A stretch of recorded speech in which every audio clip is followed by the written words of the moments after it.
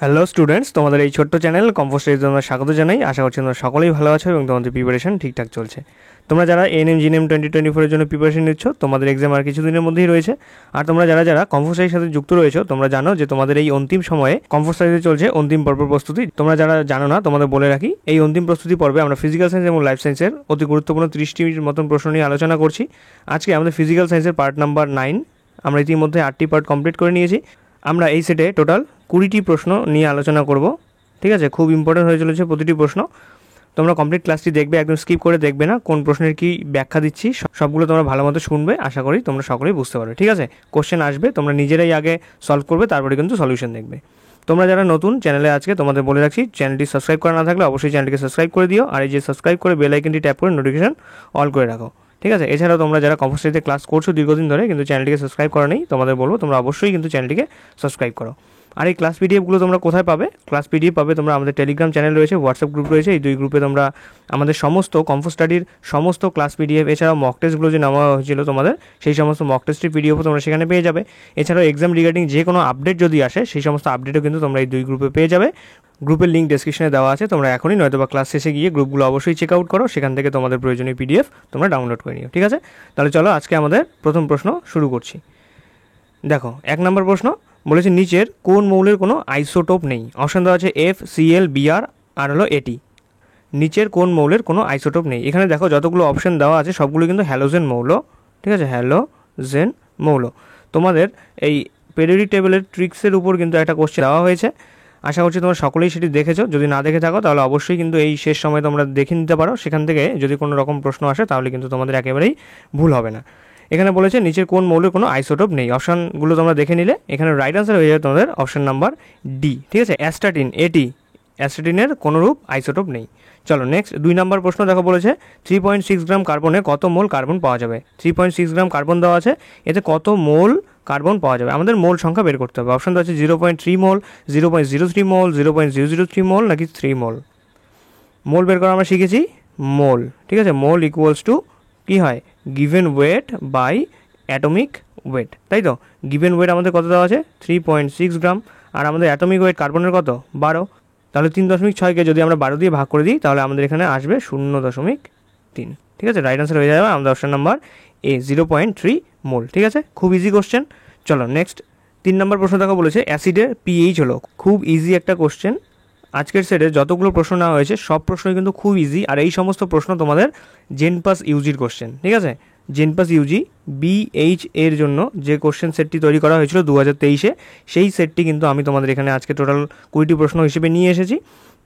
দেখো 3 নম্বর প্রশ্ন কি বলেছে? অ্যাসিডের পিএইচ। অপশন আছে 7-এর সমান, 0 থেকে বেশি এবং 7-এর কম, 7-এর বেশি 14-এর কম নাকি 14-এর সমান। দেখো অ্যাসিডের পিএইচ আমরা জানি যে এটা যদি পিএইচ স্কেল হয় তাহলে 7টাকে আমরা প্রশম হিসেবে ধরি। 7-এর থেকে কম যদি হয় তাহলে অ্যাসিডিক, 7-এর থেকে বেশি হলে বেসিক। ঠিক আছে, তাহলে দেখো 7-এর সমান তো একেবারেই হবে না, 7-এর সমান হলো প্রশম। তারপর 14-এর সমান একেবারেই হবে না, কারণ 7-এর থেকে বেশি হলেই বেসিক হয়ে যাবে, আর 7-এর বেশি হয়ে গেলে বেসিক হয়ে যাবে। আমাদের এখানে অপশান দেখো বি নাম্বার শুধু থেকে যাচ্ছে, রাইট আনসার হয়ে যাবে আমাদের অপশান নাম্বার বি। ঠিক আছে, এখানে হবে 0, এখানে 7। এই 0 থেকে বেশি এবং 7-এর থেকে কম হলেই এটাকে আমরা কি অ্যাসিডিক হিসেবে গণ্য করব, অ্যাসিডিক হিসেবে গণ্য করব। ঠিক আছে, নেক্সট 4 নম্বর প্রশ্ন বলেছে বলয় পরীক্ষা শনাক্ত করে। বলয় পরীক্ষা কোন আয়নকে শনাক্ত করে? এটা আমি তোমাদের বলেছিলাম। অপশান দেওয়া আছে দেখো H2SO4 মানে সালফিউরিক অ্যাসিড, HNO3 মানে নাইট্রিক অ্যাসিড, HCl মানে হাইড্রোক্লোরিক অ্যাসিড নাকি CH3COOH অ্যাসিডিক অ্যাসিড। তোমাদের কিন্তু একটা সেটে আমি বলেছিলাম যে বলয় পরীক্ষা মাধ্যমে, ঠিক আছে, বলয় পরীক্ষার মাধ্যমে আমরা NO3 মাইনাস এবং NO2 মাইনাস নাইট্রাইট এবং নাইট্রেট আয়ন, এই দুটো আয়নকে আমরা শনাক্ত করে থাকি। এবার এখানে দেখো অপশান নাম্বার বিতে HNO3 দেওয়া আছে। HNO3কে যদি আমরা ভাঙি তাহলে আমরা এখানে পাবো H plus plus NO3 minus. ঠিক আছে, এই দেখো এই যে এখানে NO3 দেওয়া আছে, NO3 মাইনাস দেওয়া আছে, এই NO3 মাইনাসকে আমরা শনাক্ত করতে পারি বলয় পরীক্ষার মাধ্যমে। রাইট আনসার হয়ে যাবে আমাদের অপশন নাম্বার বি। নেক্সট 5 নম্বর প্রশ্ন দেখো, বলেছে নিচের কোন ক্ষেত্রে কোনো বল দ্বারা কৃতকার্যের পরিমাণ শূন্য হয়? মানে কার্য আমাদের অপশন দেওয়া আছে বল বস্তুর গতির অভিমুখের সঙ্গে 180 ডিগ্রি কোণ করে যদি ক্রিয়া করে, বল বস্তুর গতির অভিমুখের সঙ্গে যদি 120 ডিগ্রি কোণ করে থাকে, বল বস্তুর গতির অভিমুখের সাথে যদি 90 ডিগ্রি কোণ করে থাকে, আর বল বস্তুর গতির অভিমুখের সাথে যদি 0 ডিগ্রি কোণ করে থাকে। নিচের কোন ক্ষেত্রে কৃতকার্যের পরিমাণ শূন্য হবে? দেখো আমরা সূত্র জানি যে W equals to F dot S। এখানে আমরা এটাকে ভেঙে লিখতে পারি যে এফ এস কস থিটা, তাই তো। এবারে দেখো এখানে যদি 180 বসিয়ে দিই কস থিটার জায়গায়, তাহলে কী হবে, -1 হবে। কস 180 ডিগ্রির মান হলো -1, তাহলে এখানে কিন্তু শূন্য আসছে না। তারপর 120 যদি বসিয়ে দিই তাহলে কস 120 ডিগ্রির মানও কিন্তু শূন্য নয়। তারপর 0 ডিগ্রি যদি আমরা বসিয়ে দিই তাহলে কস 0 ডিগ্রির মান কিন্তু 1। এখানেও আমাদের ওয়ার্ক বা কার্যের পরিমাণ কিন্তু শূন্য হচ্ছে না। কিন্তু 90 ডিগ্রি যদি আমরা বসিয়ে দিই, ঠিক আছে, 90 ডিগ্রি যদি বসিয়ে দিই তাহলে কিন্তু এখানে মান আসবে আমাদের শূন্য, ওয়ার্ক ডান আমাদের বেরিয়ে যাবে শূন্য, অর্থাৎ কৃতকার্যের পরিমাণ শূন্য হয়ে যাবে। রাইট আনসার হয়ে যাবে আমাদের অপশন নাম্বার সি। ঠিক আছে, বুঝতে পারলে?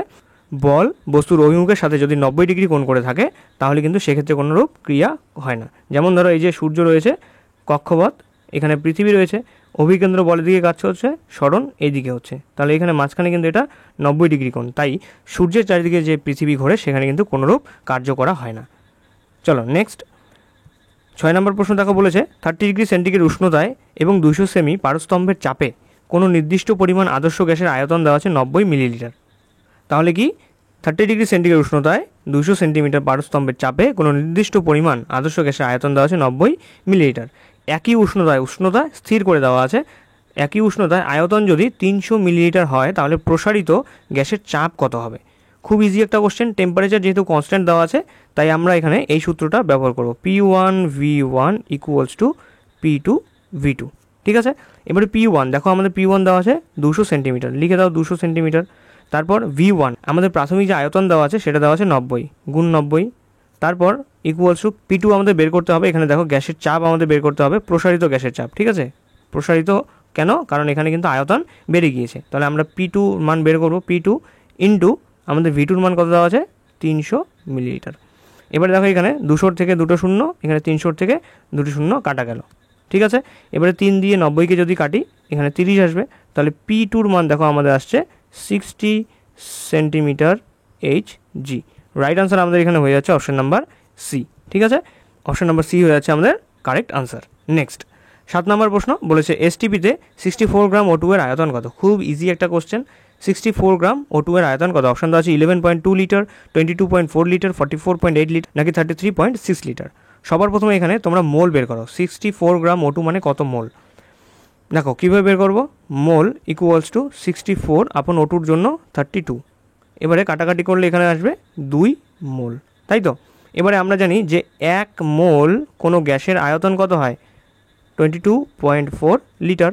তাহলে 2 মোল আমাদের O2 এখানে দেওয়া আছে, 2 মোল O2 ক্ষেত্রে আমাদের আয়তন কত হবে, 22.4 বা 22.4 গুণ 2 লিটার।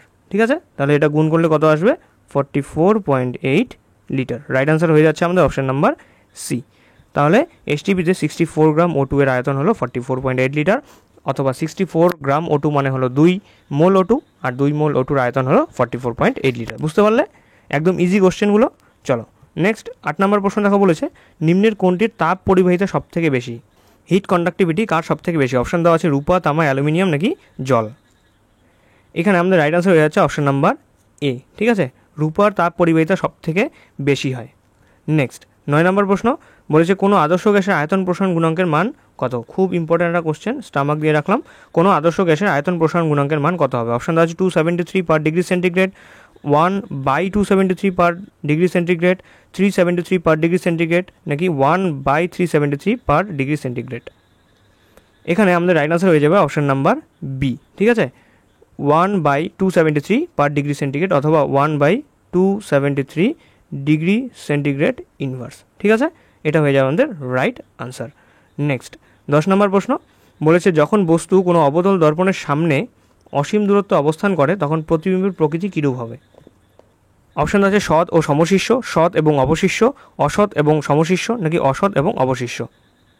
এখানে আমাদের রাইট আনসার হয়ে যাচ্ছে অপশন নাম্বার বি। ঠিক আছে, অপশন নাম্বার বি হয়ে যায় আমাদের রাইট আনসার।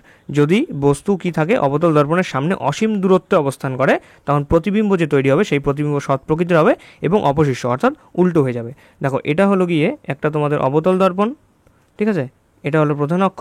এবারে অসীমে একটা বস্তু রাখা আছে, কি হবে, এখান থেকে আলো গিয়ে পড়বে মিররে, তারপর ধরো এটা ফোকাস দিয়ে বেরিয়ে যাবে। ঠিক আছে, এবারে ফোকাস যদি এখানে হয় তাহলে তার থেকে দ্বিগুণে এখানে ধরো আমাদের কি দেওয়া আছে, বক্রতা ব্যাসার্ধ দেওয়া আছে। এবারে বক্রতা ব্যাসার্ধ দিয়ে আলো যদি যায় তাহলে সে সেই পথেই আবার ফিরে আসে, তাহলে আলো এদিকে গেল, মিররে গেল, এদিকেই ফিরে আসবে।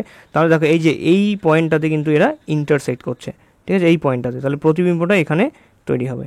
এখানে দেখো উল্টো তৈরি হচ্ছে কিন্তু সৎ তৈরি হচ্ছে, অ্যাকচুয়ালি দুটো আলোক রশ্মি কিন্তু একসাথে মিলিত হয়ে প্রতিবিম্ব তৈরি করছে, ঠিক আছে। তাই আমরা প্রতিবিম্বকে সৎ বলবো, এবং উল্টো যেহেতু তাই আমরা বলবো অবশিষ্ট, ঠিক আছে। রাইট আনসার হয়ে যাবে আমাদের অপশন নাম্বার বি। 11 নম্বর প্রশ্ন দেখা বলেছে মানব চক্ষুর কোন অংশটি আলোক অভেদ্য, ঠিক আছে, লাইট প্রুফ কোন অংশটি মানব চক্ষুর। অপশন দেওয়া আছে অক্ষিগোলক, অক্ষি লেন্স, রেটিনা নাকি আইরিশ। এখানে আমাদের রাইট আনসার হয়ে যাবে অপশন নাম্বার ডি, আইরিশ, ঠিক আছে। আইরিশ হলো একটি আলোক অভেদ্য অংশ কার, মানব চক্ষুর।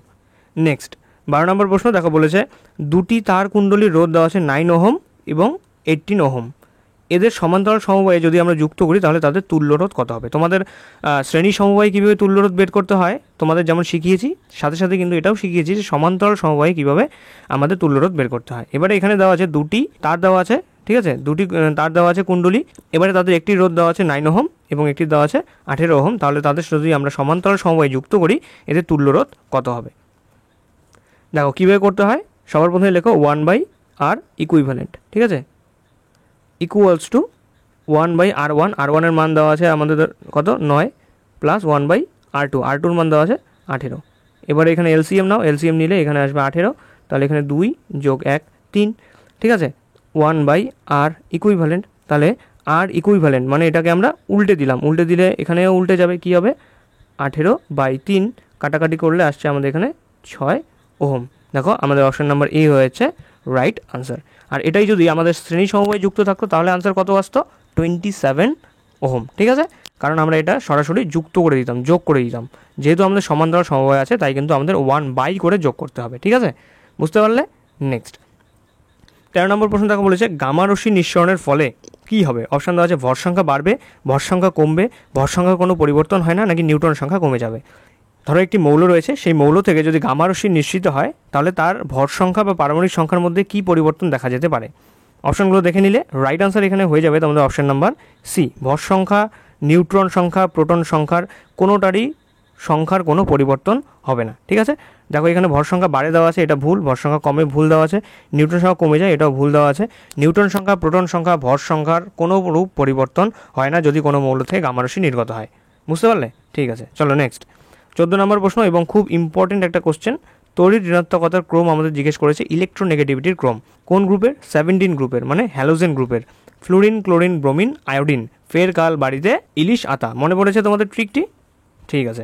দেখো এখানে বলেছে তড়িৎ ঋণাত্মকতার ক্রম, 17 নং গ্রুপের ক্রম আমাদের কী হবে, আমাদের রাইট আনসার হয়ে যাবে এফ। এফের তড়িৎ ঋণাত্মকতা সব থেকে বেশি, পিরিয়ডিক টেবিলে যতগুলো মৌল আছে তার মধ্যে থেকে ফ্লুরিনের তড়িৎ ঋণাত্মকতা সব থেকে বেশি, ঠিক আছে।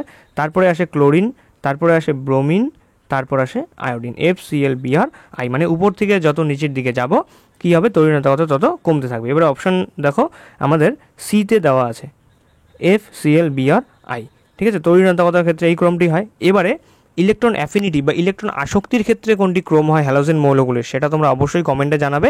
এটা কিন্তু তোমাদের পিরিয়ডিক টেবিলে আমি তোমাদের করিয়েছিলাম, ঠিক আছে। খুব ইম্পর্টেন্ট এই দুটো কোশ্চেন, কনফিউজ হয় অনেকেই এই দুটো কোশ্চেনে যে তড়িৎ ঋণাত্মকতার সঠিক ক্রম কী আর ইলেকট্রন আসক্তি বা ইলেকট্রন অ্যাফিনিটির সঠিক ক্রমটি কী। যদি তোমাদের জানা থাকে ইলেকট্রন অ্যাফিনিটির সঠিক ক্রমটি তোমরা অবশ্যই কিন্তু কমেন্ট বক্সে জানাবে। যদি না জেনে থাকো তাহলে অবশ্যই তোমরা কিন্তু পিরিয়ডিক টেবিলের যে কোশ্চেন প্র্যাকটিস সেটটি তোমাদের করানো হয়েছিল সেই ক্লাসটি কিন্তু তোমরা দেখতে পারো, ঠিক আছে। নেক্সট 15 নম্বর প্রশ্ন দেখা বলেছে নিচের কোনটি ত্রিবন্ধনযুক্ত সমযোজী যৌগ, খুব ইজি কোশ্চেন। অপশান আছে H2O, CO2, C2H2 নাকি CH4। নিচের কোনটি ত্রিবন্ধনযুক্ত সমযোজী যৌগ, রাইট আনসার হচ্ছে এখানে তোমাদের অপশান নাম্বার সি, অনেকবার আমরা করেছি, ঠিক আছে। C2H2 কীরকম হয় দেখতে, স্ট্রাকচার হলো এরকম CH। এত দূর পর্যন্ত যে তোমরা কোশ্চেন করলে 15টি কোশ্চেন, বলো কোনো কোশ্চেন কঠিন ছিল, এমন কোনো কোশ্চেন আছে যেগুলো তোমাদের আটকেছে বা তোমাদের করানো হয়নি, তাহলে তোমরাই ভাবো যে জেনপাস ইউজির একটা কোশ্চেন পেপার এত সোজা হয়। বুঝতে পারছো তো কীরকম কোশ্চেন হয়। ফিজিক্যাল সায়েন্স অতটাও কঠিন নয় তোমরা যতটা মনে করো। চলো নেক্সট 16 নম্বর প্রশ্ন দেখা বলেছে রূপার তড়িৎ লেপনে তড়িৎ বিশ্লেষ্য হিসেবে ব্যবহার করা হয়। রূপার যখন তড়িৎ লেপন করা হয় তখন তড়িৎ বিশ্লেষ্য হিসেবে আমরা কী ব্যবহার করে থাকি।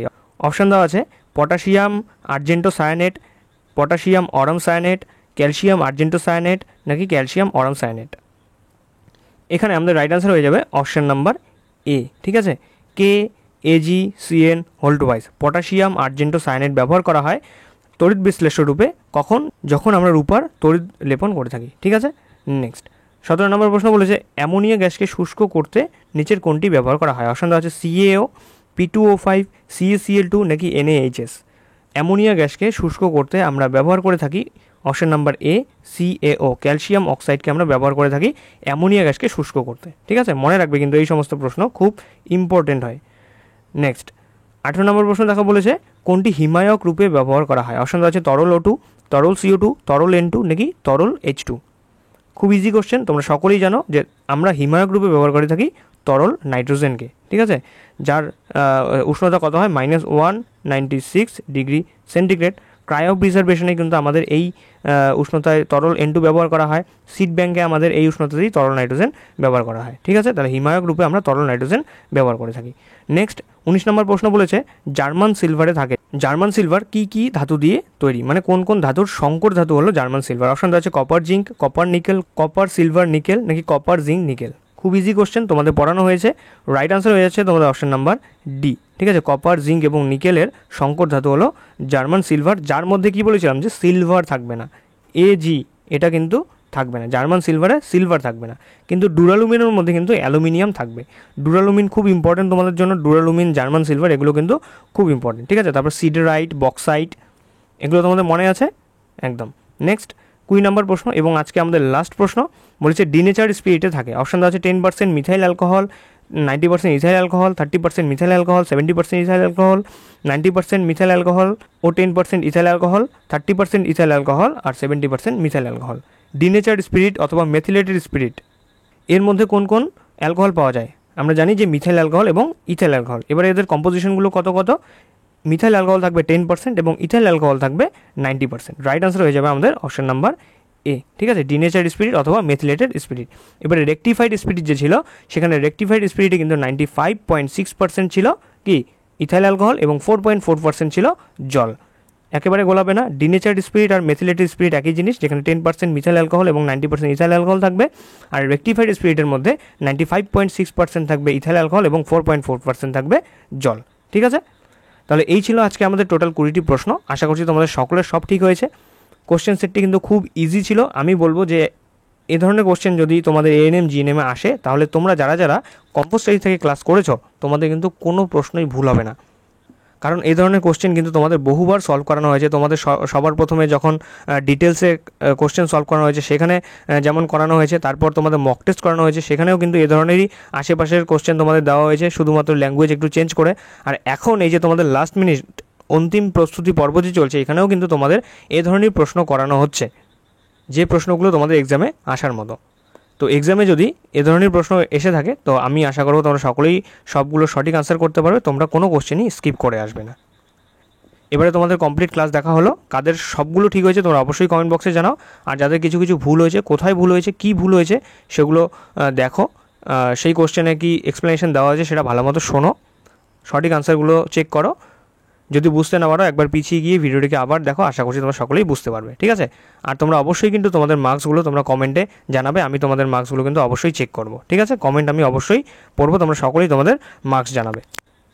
এবারে তোমাদের যে কাজটি করতে হবে, তোমরা ডেসক্রিপশনে যাও। ঠিক আছে, এই ভিডিও ডেসক্রিপশনে গিয়ে টেলিগ্রাম গ্রুপের লিঙ্ক সেখানে দেওয়া আছে, তোমরা টেলিগ্রাম গ্রুপে জয়েন করো, সেখান থেকে তোমাদের এই পিডিএফটি ডাউনলোড করে নাও।